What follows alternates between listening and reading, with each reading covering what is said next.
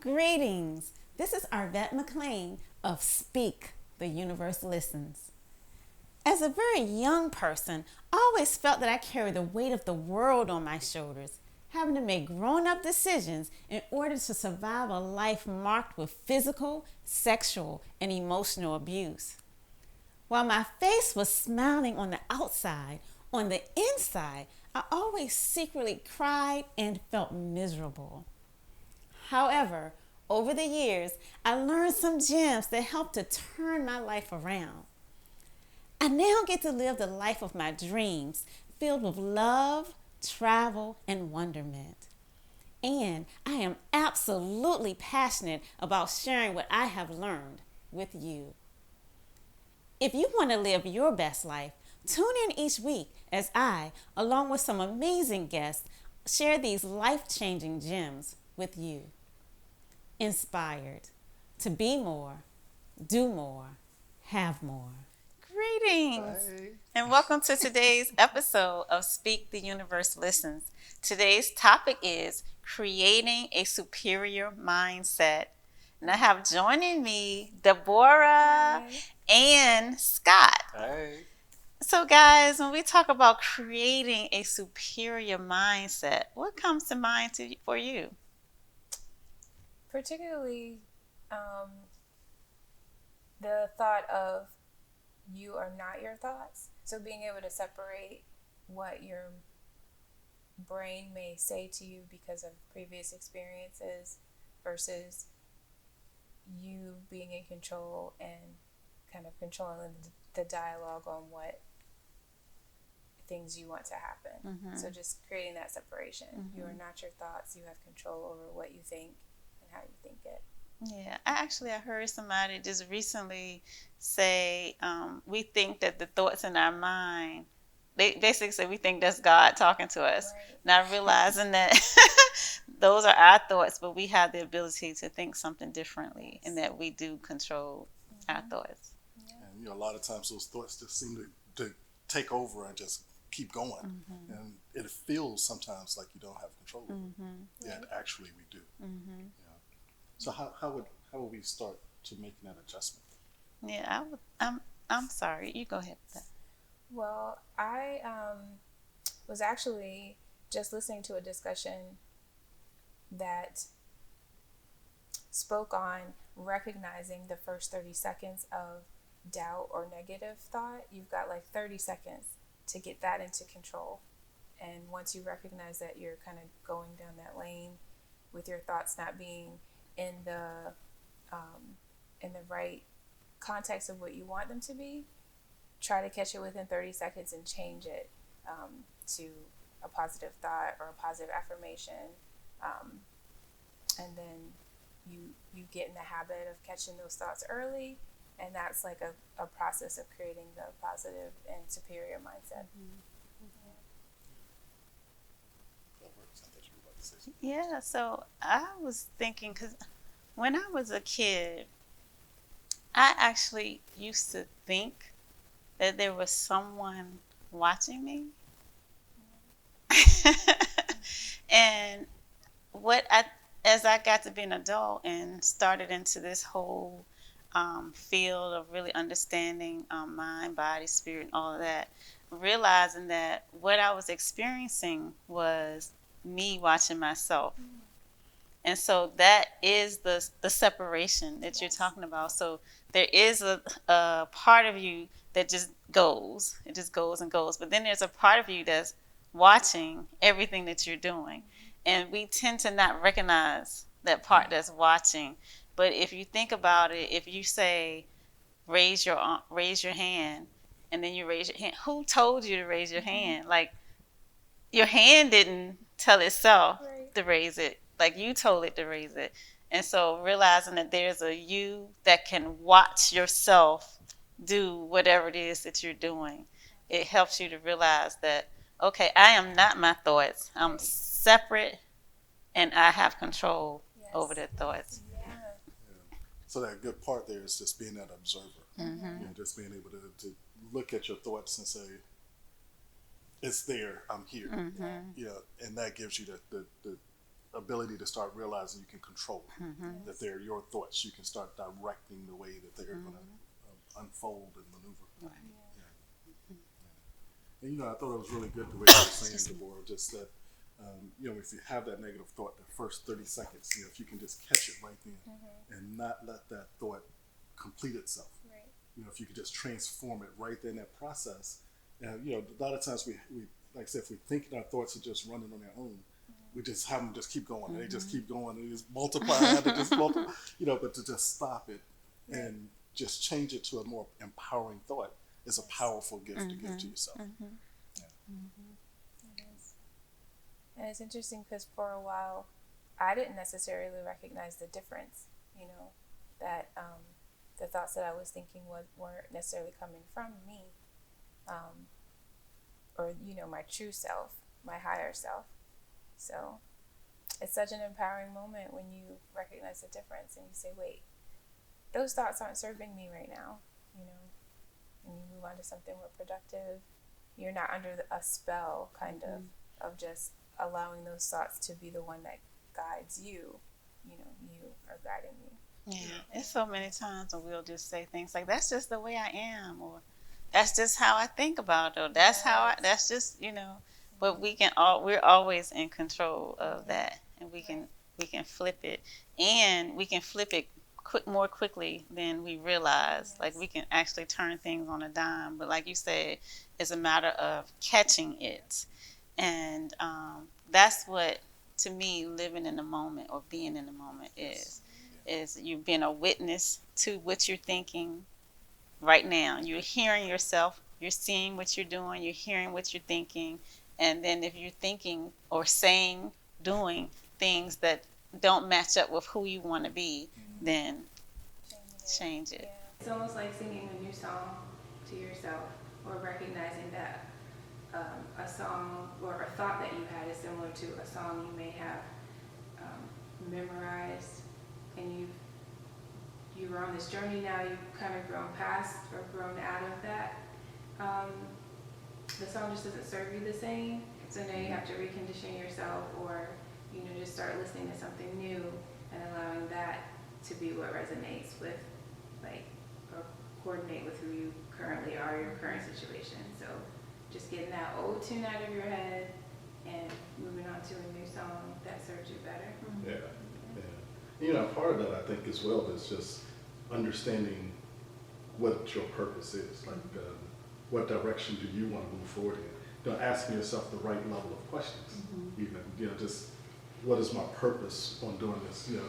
If you're saying this is the thing that I want, what's the purpose behind it? What makes you desire this particular thing? Right. And so when you start answering that type of question realistically, just truthfully within yourself, rather than just to say, I want this because I want it.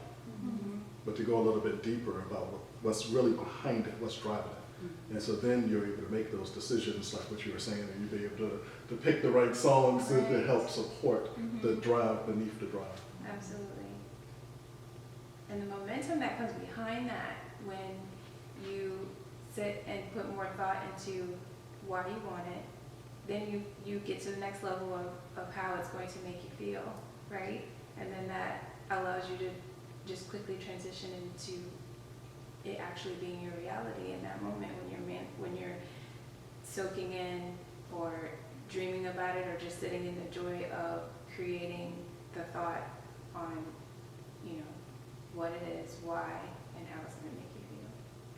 It's beautiful. It is. And then actually, when you think about how it's going to make you feel, to actually feel those feelings right now. And a lot of times we think that we can't feel the feeling until we have the thing. But it's so important for us to start feeling the feeling that we want to feel right now, and realizing that we can manufacture the feeling at any time. We don't have to wait for something outside of us to happen in order for us to feel whatever feeling we want. That's right. Exactly. And I think that starts really with, just finding that desire within yourself. And in that process, just to, like you say, what is the feeling that you would have if this was the case? Because that's what we're really going after anyway. It's not about the thing itself, but it's about the feeling that we have once we have the thing. And so to connect with that feeling now and just feel it, just to be in that whole presence of it, that's a powerful thought. That's definitely a powerful thought. And that's the thinking that changes everything for you. Because I know for me, for example, I used to just spend my life in a place of depression, just sad all the time. Didn't have any other, the only emotions I really had was sad and mad, sad and mad. And then when I decided to just allow something different in, and it was just for a moment, just a brief moment of, okay, let me just feel what it would feel like to be happy. And letting that feeling into my body, I couldn't maintain it, but just for a brief moment, I allowed it into my body. And then I was like, oh, that was different. That was different. And then I just repeated it. And then I was able to stay in that space for longer and longer periods of time until it was something my body could handle. My body had been handling sadness for so long and didn't know what to do with that good feeling, those new chemicals pumping through. Yeah. It can take a while. Like I said, go visit happiness. Go visit being in a place of peace. Go visit being in that place of abundance. And then, even though you may be in whatever you feel like the scenario is that you're in, you'll be able to bring that feeling back to it more frequently. So the more you go and visit this place, this energy, this emotion that you choose to have, the more you can bring it with you to wherever you are. Exactly. And then after a while, you realize you're just living from that place of happiness, that place of peace, that place of abundance. And it's like, it's actual changes that happens in your brain.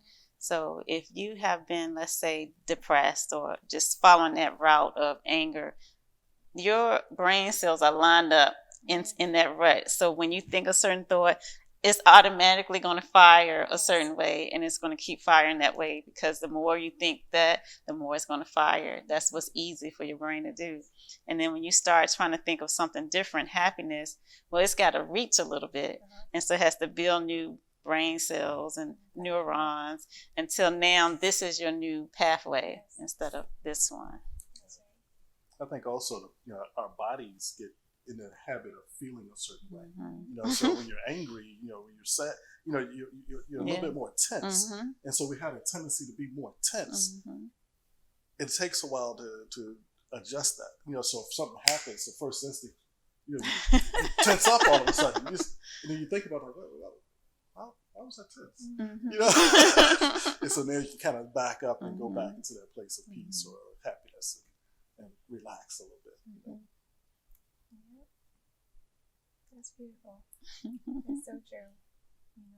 You don't recognize the kind of the spell you're under with the old song until you kind of have a moment, like you said, you just had a small moment to make a different choice, and you went with it, and it just kept going from there, making new patterns in the brain and mind-body connection.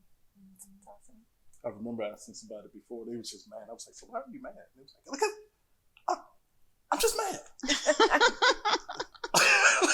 There was like nothing driving it. They were just mad. But sometimes it takes looking at what it is that's driving you to allow you to change your thought so you can have a more empowering thought. Yeah. Asking those right questions, asking those empowering questions, rather than asking why this not working. Maybe ask, what would it feel like if it did? Yeah, that's good. What would it feel like if it did work? And I think we're just so used to, we can get in a place where we're just so used to, I'm supposed to struggle, I'm supposed to be sad, this is supposed to be hard, or whatever. And we don't even think like, well, what if it wasn't hard? What if this wasn't a struggle? Right. What if this was easy? What if I could be having fun right now? Exactly. What if I could like my job when I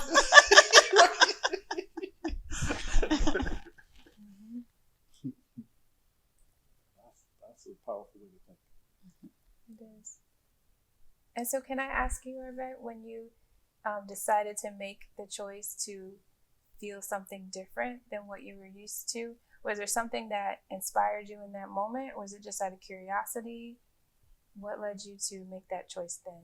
Yeah, so that's a good question, because most of the times I was just so depressed there wasn't anything I felt like doing. I didn't even feel like trying to come out of it. But at the same time, I always prayed, like, just please show me something different. I just want something different. I don't want to be in this space. So I was always praying, but I was never, I just didn't have, when you're depressed, you just don't have that energy to do anything. So I can't really say for sure, like, what made me this time go ahead and try it. But a lot of times you hear people saying things like happiness is a choice and you choose to be happy and be happy. And you're just like, how? How do you do that? And then just like, I remember Tony Robbins saying about being able to manufacture these feelings in your body or whatever. And I think he took us through a process like, okay, if I told you to feel angry right now, feel anger in your body, you all know how to do that. So do it. So we're all like, and he's like, if I told you to feel depressed, do it. And as you're looking around in a conference and you're seeing that everybody does anger the same way and everybody does depression the same way and everybody does excitement the same way. And so when you start noticing, okay, this is just behavior. It's just common behaviors. And I can choose any of these that I want at any time.